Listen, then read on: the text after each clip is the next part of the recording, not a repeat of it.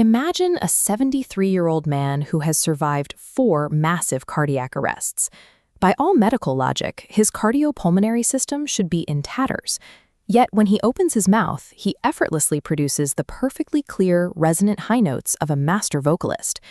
This recovery defies the typical trajectory of aging. For most, the lungs gradually lose their elastic recoil. Over time, the tissue stiffens and loses its capacity to hold oxygen, which often leads to the kind of systemic physical collapse our 73-year-old experienced. His recovery relied on singing, treating the vocal arts not as a performance, but as a rigorous form of internal physical therapy. If you strip away the music, singing becomes a mechanical tool that forces the lungs to fully expand and contract. He utilized biomimetic vocalization, a method that rebuilds respiratory health and sound by imitating the raw physics of animal calls. Replicating these results requires a shift in perspective. To improve parietal health and vocal resonance, we have to look past the artistic expression and focus on our underlying biological mechanics. The first mechanical adjustment involves how we inhale.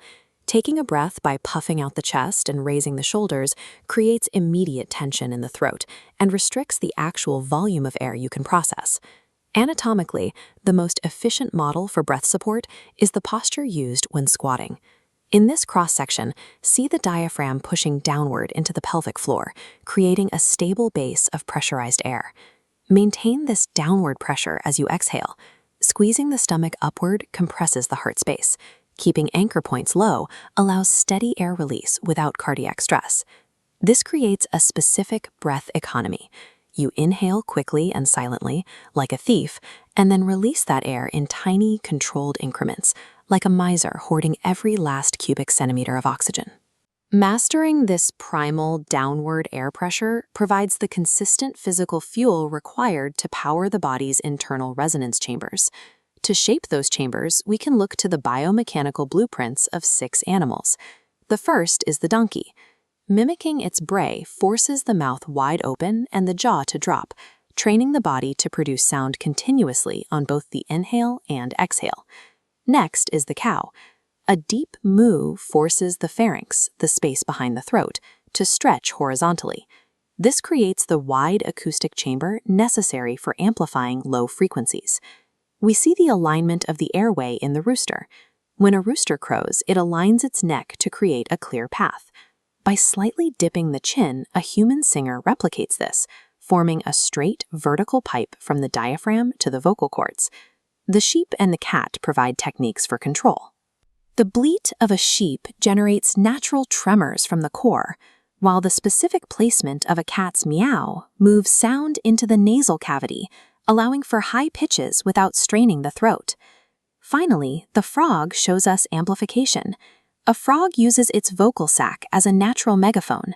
By rounding the oral cavity, humans can mimic this sac to amplify the tiny vibrations produced by the vocal cords. These animal sounds are not mere imitations.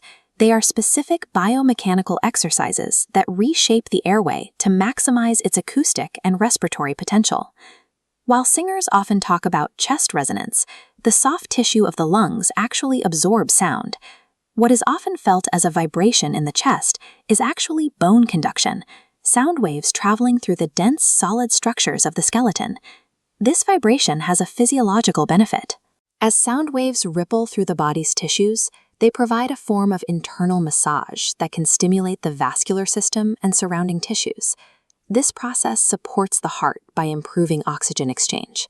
Using the full capacity of the lungs to exhale stale air and bring in fresh oxygen reduces the mechanical strain on the cardiovascular system. Effectively, singing is speaking with a melody. By oxygenating the blood and focusing the brain on the coordination of rhythm and pitch, the practice provides a physical shift that can help alleviate the physiological symptoms of stress. Reclaiming your vitality doesn't always depend on a medical intervention.